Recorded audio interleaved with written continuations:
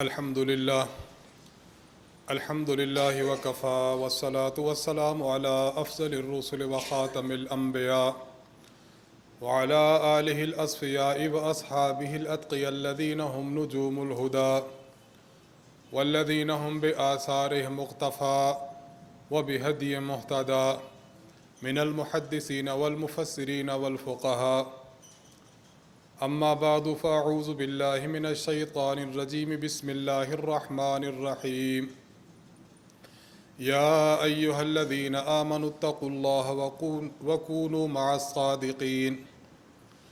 وعن أبي وائل قال قال عبد الله بن مسعود رضي الله تعالى عنه جاء رجل إلى رسول الله صلى الله عليه وسلم فقال يا رسول الله كيف تقول في رجل أحب قوما ولم يلحق بهم؟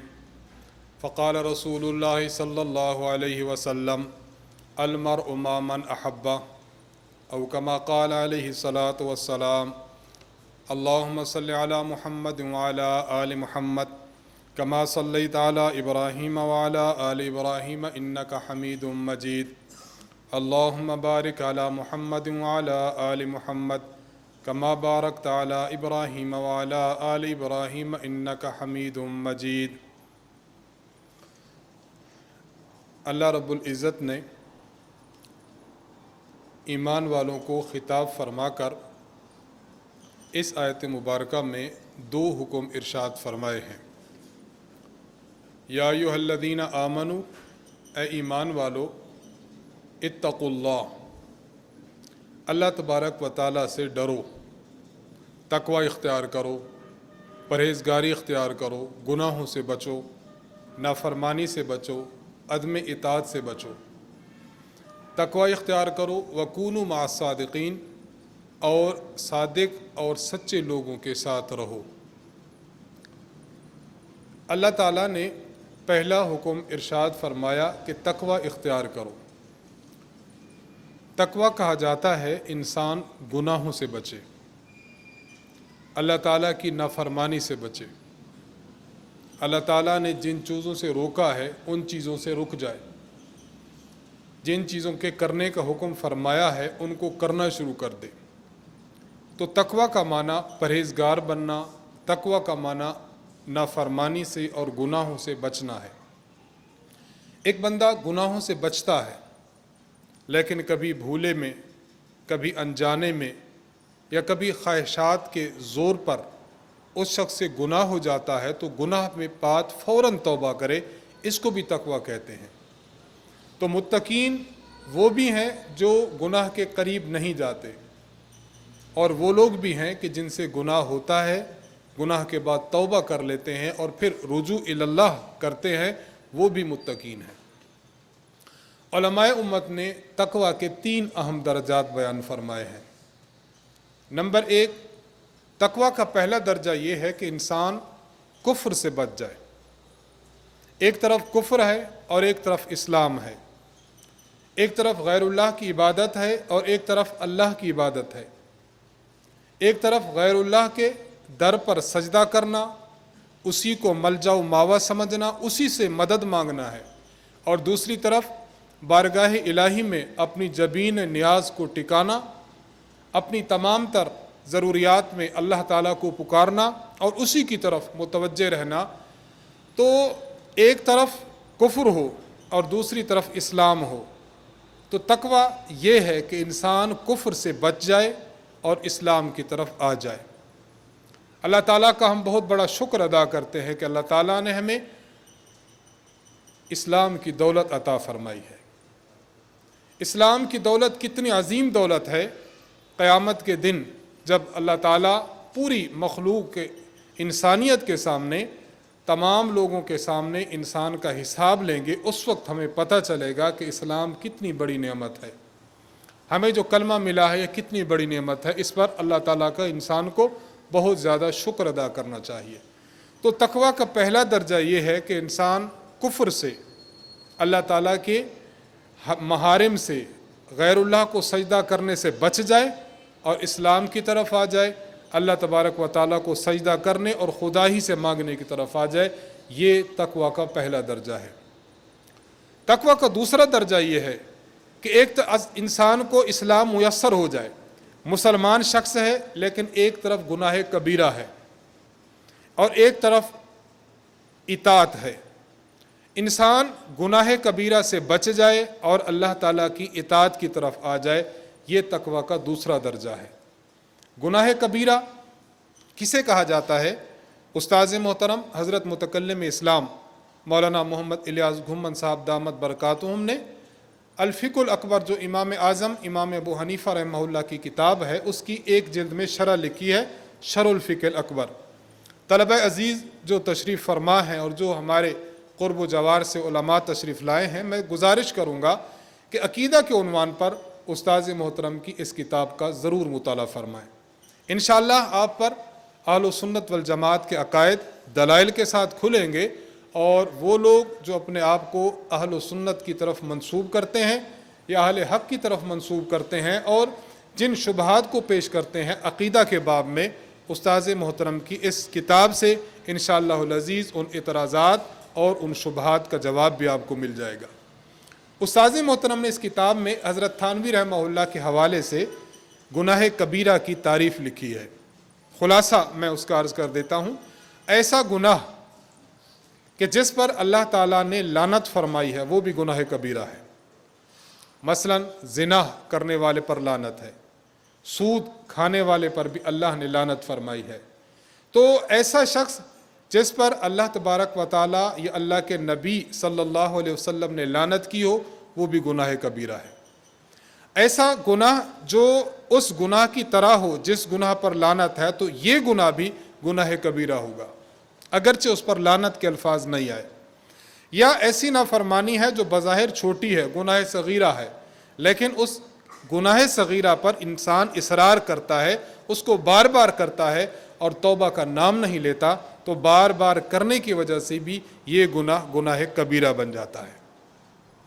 اولاد کو قتل کرنا، جھوٹ بولنا، زنا کرنا، سود خوری اختیار کرنا، یہ سارے کے سارے گناہ یہ گناہ کبیرہ ہیں۔ تو انسان گناہ کبیرہ سے بچ جائے اور اللہ کی اطاعت کی طرف آ جائے، یہ تقویٰ کا دوسرا درجہ ہے۔ تقویٰ کا تیسرا درجہ یہ ہے انسان کے سامنے دو پہلو آ جائے۔ ایک پہلو ہے کام کے ہونے کا کہ یہ ممکن ہے کہ نیکی ہو، اور دوسرا پہلو یہ ہے کہ ممکن ہے کہ یہ برائی ہو۔ ایک پہلو یہ ہے کہ ممکن ہے میرے لیے حلال ہو، اور دوسرا پہلو ہے کہ ممکن ہے یہ چیز میرے لیے حرام ہو۔ جب دو چیزوں میں آپس میں ایسا التباس آ جائے، انسان کو فیصلہ کرنا دشوار ہو جائے کہ یہ حلال ہے حرام ہے، جائز ہے ناجائز ہے، میرے لیے درست ہے یا نادرست ہے، ٹھیک ہے یا غلط ہے، جب دو چیزوں میں تذبذب پیدا ہو جائے، اس کام کو کہتے ہیں کہ یہ کام مشتبہ ہے۔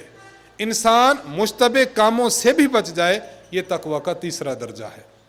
اللہ تعالی ہمیں تقویٰ کے پہلا درجہ عطا فرمایا، اللہ نے ہمیں مرکز اہل سنت والجماعت کی صحبت برکت سے دوسرا بھی عطا فرمایا۔ دعا کریں اللہ تعالی ہمیں تیسرا بھی عطا فرمائے، تمام درجات پر اللہ تعالی ہمیں فائز فرما دے، آمین ثم آمین۔ امام اعظم امام ابو حنیفہ رحمہ اللہ نے اپنے بیٹے حماد بن ابی حنیفہ رحمہ اللہ، جو خود بھی بہت بڑے امام تھے، ان کو فرمایا کہ بیٹا میں تمہیں وصیت کرتا ہوں، اور یہ وصیت میں نے 5 حدیثوں کے ساتھ تمہیں کرنی ہے، اور یہ وصیت نبی علیہ الصلوۃ والسلام کی 5 لاکھ احادیث میں سے انتخاب کر کے تمہیں کر رہا ہوں۔ 5 لاکھ حدیثیں امام صاحب کو یاد ہیں، ان 5 لاکھ میں سے امام صاحب نے 5 حدیثیں اپنے بیٹے کو سنائیں۔ ان میں ایک حدیث یہ ہے، اللہ کے نبی صلی اللہ علیہ وسلم فرماتے ہیں الحلال بین والحرام بین، حلال بھی اللہ نے واضح کر دیا، حرام بھی اللہ نے واضح کر دیا، لیکن ان کے درمیان وبینہما مشتبہات، ان کے درمیان بعض چیزیں ہیں جو مشتبہ ہیں، آپ کو عام بندے کو نہیں پتہ چلے گا یہ کرنے والی ہیں یا نہ کرنے والی ہیں۔ اب تقویٰ یہ ہے کہ انسان ان مشتبہ چیزوں سے بھی بچ جائے۔ ایک آدمی ہے، اس کو کوئی چیز ملی ہے، اب یہ میں استعمال کر سکتا ہوں، میں استعمال نہیں کر سکتا، ابھی اس پر واضح بات نہ ہوئی ہو، اب اس کو استعمال کرنا چھوڑ دے۔ اس نے کسی سے کوئی رقم لی تھی، رقم اس کے پاس زائد آ چکی ہے، नामालूम उस शख्स ने इसको हदिया किया या बतौर सूद इसको दिया, क्या किया अभी तक वाज़ेह नहीं हुआ, उसको इस्तेमाल मत करे। कोई ऐसी चीज़ पड़ी है पत्नी पाक है नापाक है, इस्तेमाल मत करे। खुलासे कलाम ये निकला कि अल्लाह ताला ने इंसान मुसलमान को हुक्म फरमाया कि तुम तकवा इख्तियार करो, परहेज़गारी इख्तियार करो, और तकवा के 3 दर्जात हैं, अल्लाह ताला हमें तीनों अता फरमाए। हज़रत उमर बिन ख़त्ताब रज़ी अल्लाह ताला अन्हो, आपने हज़रत अबू अयूब अंसारी रज़ी अल्लाह अन्हो से एक मरतबा दरियाफ़्त किया कि मुझे ये बताइए कि तकवा क्या चीज़ है। हज़रत ने फरमाया कि आपका गुज़र किसी ऐसी रास्ते की तरफ हुआ है कि जिस रास्ते में कांटेदार झाड़ियाँ हों, कांटे ही कांटे हों। आपने फरमाया हुआ है। उन्होंने पूछा कि आप ये बताइए कि जब कांटेदार जगह से आप गुज़रते हैं तो आप चलने का अंदाज़ क्या होता है। उन्होंने फरमाया कि अंदाज़ ये होता है कि चलते हुए मैं अपने कपड़ों को समेट लेता हूँ, कहीं मेरी चादर उसमें ना जो फंस जाए, कहीं मेरा दामन उसमें ना आ जाए, इसलिए मैं उससे बच बच के चलता हूँ ताकि कांटे मुझे नुकसान ना पहुँचाएँ। फरमाया दुनिया में जब इंसान चलता है, दुनिया में दाएं बाएं कभी जो है वो ये चीज़ मौजूद है, कांटा हराम का मौजूद है, कभी ये होगा कि हक तलफी का मौजूद है, कभी झूठ का मौजूद है, तो मुख्तलिफ कांटे दुनिया में पाए जाते हैं। इंसान जब दुनिया के इस रास्ते से चलता है उसको भी इन चीज़ों से बचकर चलना चाहिए, इसका नाम तकवा है।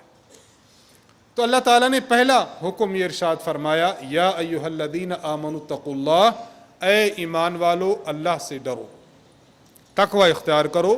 और तकवा किस तरह इख्तियार करें, अल्लाह ताला ने इसी आयत के दूसरे हिस्सा में तकवा इख्तियार करने का एक आम फ़हम और आसान तरीक़ा इरशाद फरमाया कूनू मा सादिकीन। तकवा इख्तियार करने का तरीक़ा यह है कि आप लोग सादिकीन के साथ रहो, सादिक और सच्चे लोगों की सोहबत इख्तियार की जाए, ये तकवा को हासिल करने का आसान तरीक़ा है। देखिए तकवा का हुक्म भी दिया, लेकिन तकवा का हुक्म देकर अल्लाह ने उसका तरीक़ा भी इरशाद फरमा दिया। ये अल्लाह ताला का बहुत बड़ा करम और बहुत बड़ा एहसान है। अल्लाह ताला हुक्म भी दें और हुक्म देने के बाद हुक्म पर अमल करने का तरीक़ा भी इरशाद फरमा दें, ये अल्लाह की तरफ से बहुत बड़ी नेमत है, बहुत बड़ी नेमत, और इंसान के अमल के लिए बहुत बड़ी राहत है। यहाँ एक बात समझने की है, वो ये अल्लाह ताला ने ये नहीं फरमाया तकवा इख्तियार करो, किन लोगों के साथ रहो, मुत्तकीन के साथ रहो ताकि तुम्हें तकवा मिले। अल्लाह ने ये नहीं फरमाया कूनू माअल मुत्तकीन, ये नहीं फरमाया, बल्कि फरमाया कूनू मा सादिकीन। ये ना फरमाया कि मुत्तकीन के साथ रहो, ये फरमाया कि सादिकीन यानी सच्चे लोगों के साथ रहो। सवाल ये है कि इसमें क्या राज और क्या हिकमत और क्या नुक्ता मुज़मर है कि अल्लाह ताला ने हुक्म तो दिया कि तकवा इख्तियार करो, लेकिन मुत्तकीन के बजाय अल्लाह ताला ने सादिकीन का ज़िक्र फरमाया। उस्ताद मोहतरम इरशाद फरमाते हैं कि देखिए, मुत्तकी कहते हैं कि जो बचने वाला हो, जो डरने वाला हो। बाज़ मरतबा ऐसा होता है इंसान अंदर से अल्लाह से नहीं डरता, इंसान अपने बातिन की जानिब से परहेज़गार नहीं होता, लेकिन वो ज़ाहिर ये करता है कि मैं मुत्तकी हूँ, ज़ाहिर ये करता है कि मैं नेक आदमी हूँ, दावा ये करता है कि मेरे अंदर तकवा और परहेज़गारी मौजूद है। अब ऐसा शख्स जिसका अंदर बातिन कुछ हो, ज़ाहिर कुछ हो, इसको सादिक नहीं कहा जाता, बल्कि इसको काज़िब कहा जाता है। अल्लाह ताला इरशाद फरमाते हैं कि तुमने सोहबत इख्तियार करनी है, ऐसे शख्स की नहीं करनी जो काज़िब फिर तकवा हो। क्या माना, उसका अंदर कुछ है और उसका बाहर कुछ है। अल्लाह ताला ने कुरान करीम में इरशाद फरमाया लिमा तक़ूलून मा ला तफ़अलून, लोगों तुम वो काम क्यों करते हो कि जो तुम कहते तो हो लेकिन ख़ुद उस पर अमल पैरा नहीं हो। लोगों को तो बात बताते हो लेकिन उस पर तुम्हारा अपना अमल नहीं है। मालूम हुआ अगर ज़ाहिर और बातिन का तज़ाद मौजूद हो, ये सादिक फिर तकवा नहीं, ये काज़िब फिर तकवा है। तो उस्ताद मोहतरम फरमाते हैं कूनू मा सादिकीन कहकर अल्लाह ताला ने इरशाद फरमाया कि उन लोगों की सोहबत इख्तियार करो जिनका ज़ाहिर और बातिन एक जैसा है। जो वो दिल में रखते हैं वही उनकी ज़ुबान पर होता है, जो क़ल्ब में तासुरात रखते हैं वही उनके आमाल से ज़ाहिर होता है। तो गोया अल्लाह ताला ने इस आयत मुबारका में इरशाद फरमाया कि हमें सोहबत इख्तियार करनी है, लेकिन हमें सोहबत ऐसे शख्स की, ऐसी जमात की, ان اللہ والوں کی اختیار کرنی ہے جن کا ظاہر اور باطن ایک ہے، جو صادقین فی التقوی ہیں۔ کونوا مع الصادقین، یہاں جو ایک بات سمجھنے کی ہے وہ یہ کہ اللہ تعالیٰ نے ارشاد فرمایا کہ صحبت اختیار کرو صادقین کی۔ اس سے ایک بات یہ سمجھ آتی ہے کہ انسان کو صحبت سے جو چیز ملتی ہے، کسی کی معیت اور کسی کی محفل میں جا کر جو چیز ملتی ہے، وہ گھر بیٹھے انسان کو میسر نہیں ہوتی۔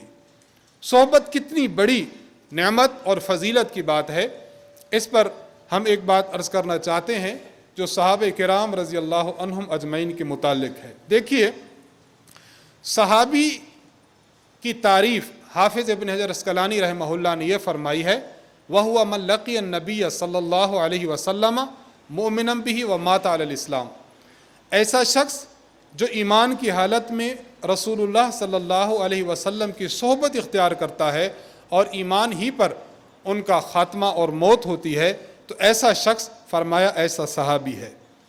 صحابہ کرام رضی اللہ تعالی عنہم اور بعد کے افراد میں جو بنیادی فرق ہے وہ یہی ہے کہ بعد کے افراد کو پیغمبر علیہ السلام کی صحبت میسر نہیں ہوئی، صحابہ کرام رضی اللہ عنہم کو حضور علیہ السلام کی صحبت میسر ہوئی ہے۔ اس صحبت کا نتیجہ یہ ہے کہ صحابی کا مقام اتنا بلند ہے کہ بعد کے ادوار کے بڑے سے بڑا متقی، پرہیزگار، ولی اللہ صحابہ کرام کے مقام کی گرد کو بھی نہیں پہنچ سکتا۔ اتنا بڑا مقام کیوں ملا؟ انہوں نے صحبت نبوت سے مستفید ہوئے ہیں اور صحبت نبوت اختیار کی ہے۔ حضرت عبداللہ بن مبارک رحمۃ اللہ علیہ، جو بیک وقت محدث بھی ہیں، مفسر بھی ہیں، فقیہ بھی ہیں، مجاہد بھی ہیں، امام الجرح و تعدیل بھی ہیں، پرہیزگار بھی ہیں، ہر فن کے شاہ سوار انسان ہیں، آپ سے کسی نے عرض کیا کہ حضرت ہمیں یہ بتائیں، عمر بن عبدالعزیز رحمۃ اللہ علیہ اور حضرت امیر معاویہ رضی اللہ عنہ، ان دو میں سے بڑا مقام کس کا ہے؟ اب دیکھیے، حضرت امیر معاویہ رضی اللہ عنہ یہ حضور علیہ السلام کے صحابی ہیں، حضرت عمر بن عبدالعزیز یہ بہت بڑے تابعی ہیں، بہت بڑے کارنامے ہیں، اور ان کی خلافت کو مثل خلافت راشدہ کہا گیا ہے۔ حضرت عمر بن عبدالعزیز رحمۃ اللہ علیہ اور حضرت امیر معاویہ رضی اللہ عنہ، ان میں سے افضل کون ہے؟ آپ ذرا جواب سنیں۔ حضرت عبداللہ بن مبارک رحمۃ اللہ علیہ دیتے ہیں، آپ فرماتے ہیں کہ اے سائل میری بات سنو، حضرت امیر معاویہ رضی اللہ تعالی عنہ جس گھوڑے پر سوار تھے اور وہ گھوڑا حضور علیہ الصلوۃ والسلام کے ساتھ چلنے میں، یعنی لشکر جا رہا، لشکر میں حضور علیہ السلام ہیں اور ادھر حضرت امیر معاویہ گھوڑے پر سوار ہیں، تو حضور علیہ السلام کی معیت میں جس راستے پر گھوڑا چلا ہے حضرت امیر معاویہ کا، اس راستے کا غبار جو اس گھوڑے کے نتنوں میں پڑا ہے، وہ غبار عمر بن عبدالعزیز سے ہزارہ درجہ بہتر ہے۔ اور فرمایا کہ جس گروہ اور جس جماعت کی ابتدا میں اوروں کی انتہا ہوگی، اس گروہ کی انتہا اب بتائے کتنی ہوگی۔ یہ کیوں ہوا؟ یہ فرق کیوں ہوا؟ اتنا مقام کیوں ملا؟ اس لیے ملا کہ انہوں نے حضور علیہ الصلوۃ والسلام کی صحبت اٹھائی ہے۔ اس صحبت کا نتیجہ ہے آج دنیا ان کو رضی اللہ عنہم کے نام سے تعبیر کرتی ہے۔ تو صحبت انسان کے اعمال، انسان کے اخلاق، اس کی تربیت، اس کے لیے بہت بڑی مفید اور معاون ثابت ہوتی ہے۔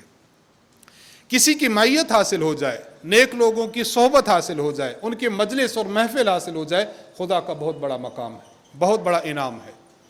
حضرت ابو موسیٰ اشعری رضی اللہ تعالی عنہ، ان سے روایت ہے کہ نبی علیہ الصلوۃ والسلام نے ایک مرتبہ جلیس سوء اور جلیس خیر، اچھے دوست اور برے دوست، اچھے ہمنشیں اور برے ہمنشیں، ان کی مثال کو بیان فرمایا۔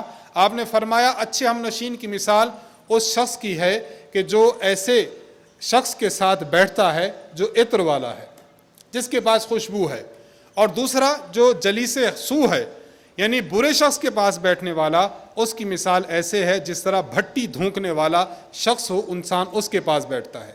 اب آپ خوشبو والے کے پاس بیٹھیں، خوشبو والا یا تو آپ کو خوشبو ہدیہ دے گا یا آپ اس سے خریدیں گے، ہدیہ بھی نہ دے، خریدے بھی نہ، لیکن اس کے ساتھ بیٹھنے کی وجہ سے خوشبو کی مہک آپ کے دل و دماغ کو معطر کر دے گی۔ اور فرمائے جو برا شخص ہے، اس کی مثال ایس شخص کی ہے جو بھٹی کو دھونکنے والے شخص کے ساتھ بیٹھتا ہے۔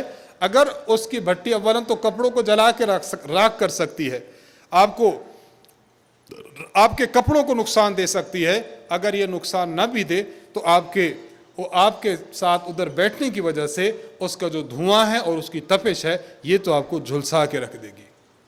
یہ جلیس سوء اور جلیس خیر کی مثال ہے.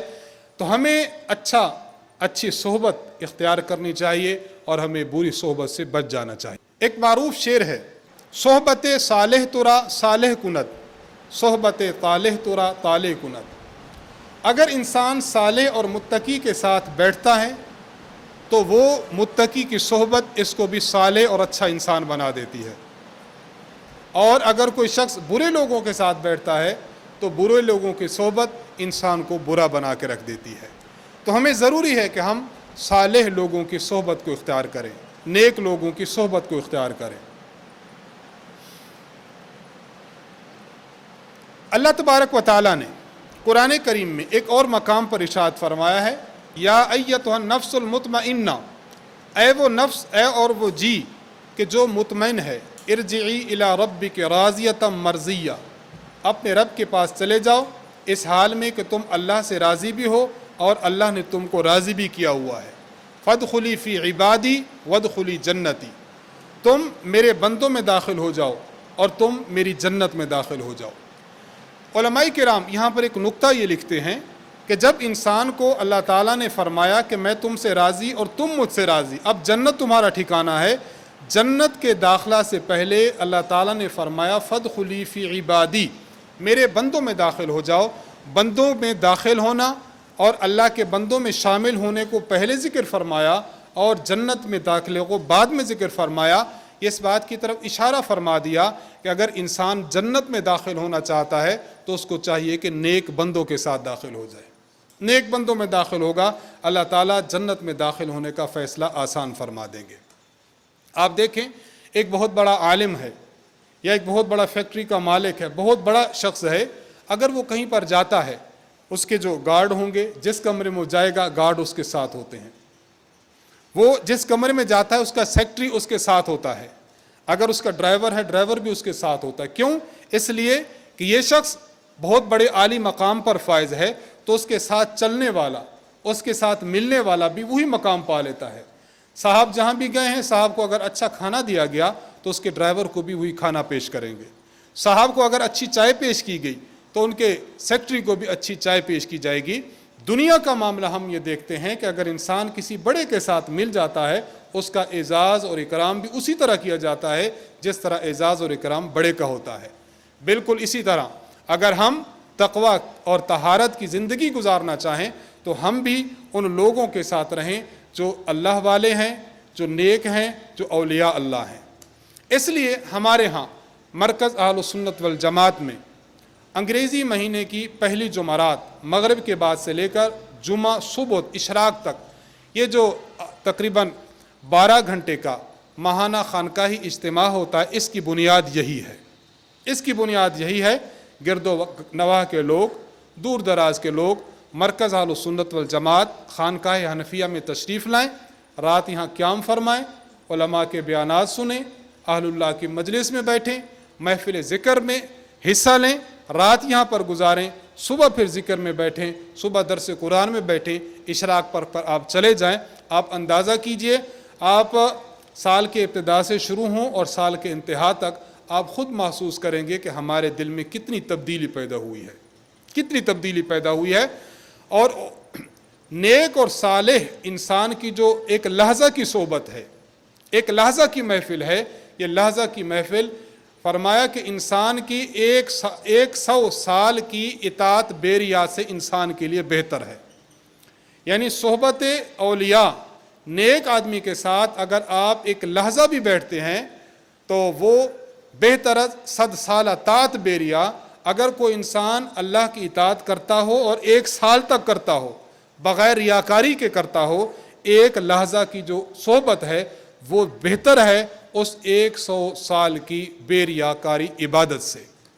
اس کی وجہ بظاہر تو مشکل لگتا ہے، آپ بھی دیکھتے ہوں گے کہ کیسے ممکن ہے کہ ایک شخص بے ریا وہ اللہ تعالیٰ کی عبادت کر رہا ہے اور دوسرا شخص ہے جو کسی نیک آدمی کی محفل میں بیٹھا ہے.